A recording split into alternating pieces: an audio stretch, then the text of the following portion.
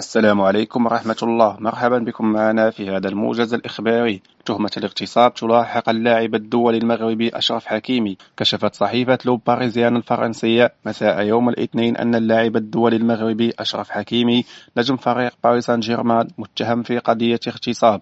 وأشارت الصحيفة الفرنسية إلى أن الفتاة في 23 من عمرها توجهت نهاية الأسبوع الماضي إلى مركز الشرطة، وقالت إنها تعرضت للاغتصاب من قبل اللاعب أشرف حكيمي، لكنها رفضت تقديم شكوى حول ذلك.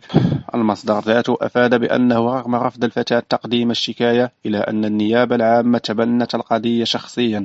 وشرع المحققون اليوم الاثنين في العمل على الملف وتجميع المعطيات بناء على أقوالها، بحيث لم يتم بعد الاستماع عليها. كما أفادت صحيفة لو باريزيان بأن أشرف حكيمي تواصل مع الفتاة المزعومة عبر تطبيق انستغرام يوم 16 من شهر يناير المنصرم، بينما وقعت الواقعة يوم السبت الماضي في منزل اللاعب الدولي المغربي. ويعد حكيمي من بين أبرز لاعبي باريس سان جيرمان، فهو يشكل قوة ضاربة على المستويين الدفاعي والهجومي إلى جانب نجوم النادي كالأرجنتيني ليونيل ميسي والبرازيلي نيمار والفرنسي كيليان مبابي. وتميز اللاعب المغربي في مونديال قطر ليس فقط بلعبه ولكن أيضا بأخلاقه. لكن تبقى قضية الاغتصاب قضية غامضة، وما زالت التحقيقات فيها جارية لحدود هذه الساعة، وسنوافيكم بآخر أخبارها إن شاء الله. لا تنسوا دعمنا باللايك والاشتراك، وإلى اللقاء.